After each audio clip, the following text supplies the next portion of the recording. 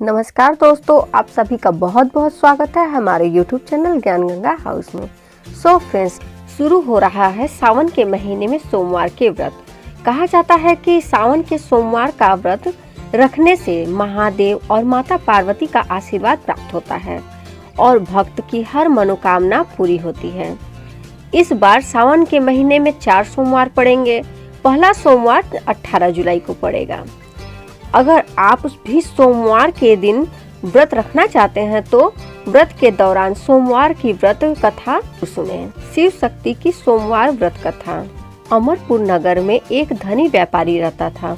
दूर दूर तक उसका व्यापार फैला हुआ था। नगर में उस व्यापारी का सभी लोग मान सम्मान करते थे। इतना सब कुछ होने पर भी वह व्यापारी अंतर्मन से बहुत दुखी था, क्योंकि उस व्यापारी का कोई पुत्र नहीं था। दिन रात उसे एक ही चिंता सताती रहती थी। उसकी मृत्यु के बाद उसके इतने बड़े व्यापार और धन संपत्ति को कौन संभालेगा। पुत्र पाने की इच्छा से वह व्यापारी प्रति सोमवार भगवान शिव की व्रत पूजा किया करता था। सायंकाल को व्यापारी शिव मंदिर में जाकर भगवान शिव के सामने घी का दीपक जलाया करता था। उस व्यापारी की भक्ति देखकर एक दिन माता पार्वती ने भगवान शिव से कहा, हे प्राणनाथ, यह व्यापारी आपका सच्चा भक्त है। कितने दिनों से यह सोमवार का व्रत और पूजा नियमित कर रहा है। भगवान आप इस व्यापारी की मनोकामना अवश्य पूर्ण करें। भगवान शिव ने मुस्कुराते हुए कहा, हे पार्वती, इस संसार में सबको उसके कर्म के अनुसार फल की प्राप्ति होती है। प्राणी जैसा कर्म करते हैं उन्हें वैसा ही फल प्राप्त होता है। इसके बावजूद पार्वती जी नहीं मानी। उन्होंने आग्रह करते हुए कहा, नहीं प्राणनाथ, आपको इस व्यापारी की इच्छा पूरी करनी ही पड़ेगी। यह आपका अनन्य भक्त है। प्रति सोमवार को आपका विधिवत व्रत रखता है और पूजा अर्चना के बाद आपको भोग लगाकर एक समय भोजन ग्रहण करता है। आपको इसे पुत्र प्राप्ति का वरदान देना ही होगा। माता पार्वती का इतना आग्रह देखकर भगवान शिव ने कहा, तुम्हारे आग्रह पे मैं इस व्यापारी को पुत्र प्राप्ति का वरदान देता हूँ, लेकिन इसका पुत्र 16 वर्ष से अधिक जीवित नहीं रहेगा। उसी रात भगवान शिव ने स्वप्न में उस व्यापारी को दर्शन देकर उसे पुत्र प्राप्ति का वरदान दिया और उसके पुत्र के 16 वर्ष तक जीवित रहने की बात भी बताई। भगवान के वरदान से व्यापारी को खुशी तो हुई, लेकिन पुत्र की अल्प आयु की चिंता ने उस खुशी को नष्ट कर दिया। व्यापारी पहले की तरह सोमवार का विधिवत व्रत करता रहा। कुछ महीने पश्चात उसके घर अति सुंदर पुत्र का जन्म हुआ। पुत्र जन्म से व्यापारी के घर में खुशियां भर गईं। बहुत धूमधाम से पुत्र जन्म का समारोह मनाया गया। व्यापारी को पुत्र जन्म की अधिक खुशी नहीं हुई, क्योंकि उसे पुत्र की अल्प आयु के रहस्य का पता था। यह रहस्य घर में किसी को मालूम नहीं था। विद्वान ब्राह्मणों ने उस पुत्र का नाम अमर रखा। जब अमर 12 वर्ष का हुआ तो शिक्षा के लिए उसे वाराणसी भेजने का निश्चय हुआ। व्यापारी ने अमर के मामा दीपचंद को बुलाया और कहा कि अमर को शिक्षा प्राप्त करने के लिए वाराणसी छोड़ जाओ। अमर अपने मामा के साथ शिक्षा प्राप्त करने के लिए चल दिया। रास्ते में जहाँ भी अमर और दीपचंद रात्रि विश्राम के लिए ठहरते, वहीं यज्ञ करते और ब्राह्मणों को भोजन कराते थे।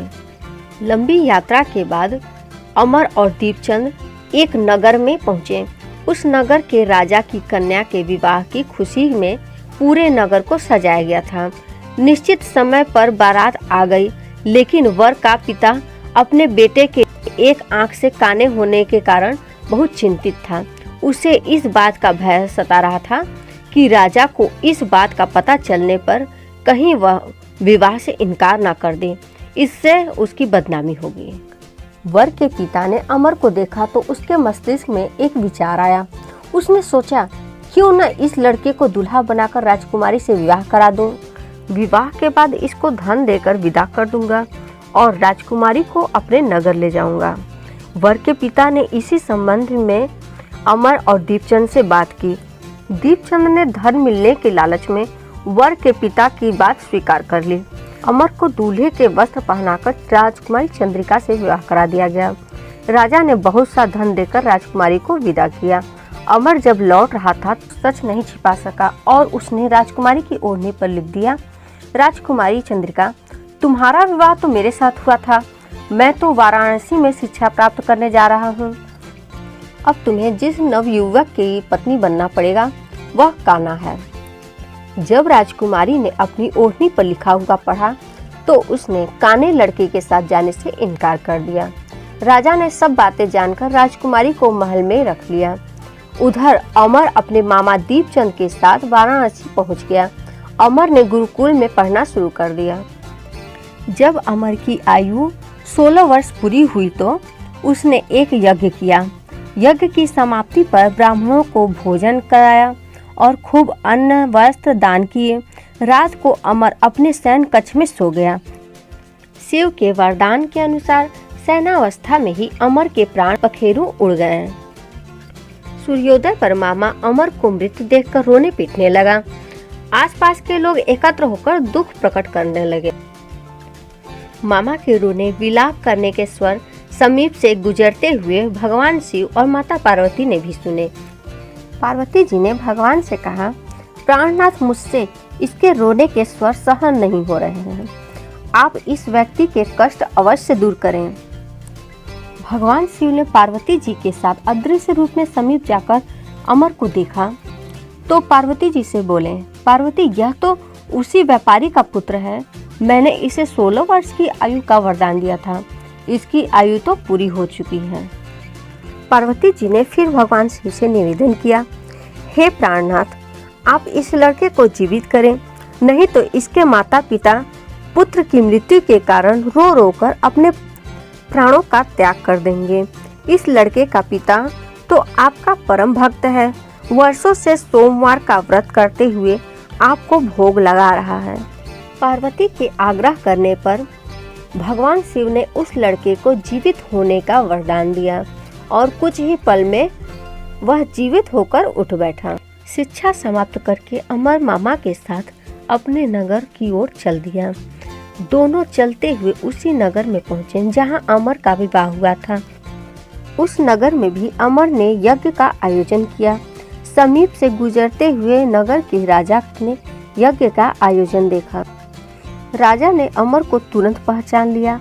यज्ञ समाप्त होने पर राजा अमर और उसके मामा को महल ले गया और कुछ दिन उन्हें महल में रखकर बहुत सा धन वस्त्र देकर राजकुमारी के साथ विदा किया। रास्ते में सुरक्षा के लिए राजा ने बहुत से सैनिकों को भी साथ भेजा। दीपचंद ने नगर में पहुंचते ही एक दूत को घर भेजकर अपने आगमन की सूचना भेजी। अपने बेटे के जीवित वापस लौटने की सूचना से व्यापारी बहुत प्रसन्न हुआ। व्यापारी ने अपनी पत्नी के साथ स्वयं को एक कमरे में बंद रखा था।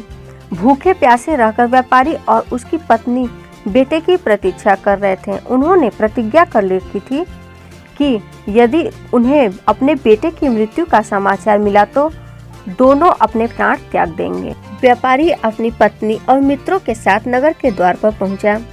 अपने बेटे के विवाह का समाचार सुनकर पुत्र वधू राजकुमारी चंद्रिका को देखकर उसकी खुशी का ठिकाना न रहा। उसी रात भगवान शिव ने व्यापारी के स्वप्न में आकर कहा, हे श्रेष्ठी, मैंने तेरे सोमवार के व्रत करने और व्रत कथा सुनने से प्रसन्न होकर तेरे पुत्र को लंबी आयु प्रदान की है। व्यापारी बहुत प्रसन्न हुआ। सोमवार का व्रत करने से व्यापारी के घर में खुशियां लौट आईं। शास्त्रों में लिखा है कि जो स्त्री पुरुष सोमवार का विधिवत व्रत करते हैं और व्रत कथा सुनते हैं उनकी सभी इच्छाएं पूरी होती हैं। हमारा वीडियो अंत तक देखने के लिए धन्यवाद। वीडियो अच्छी लगी हो तो इसे लाइक करें, शेयर करें, सब्सक्राइब करें।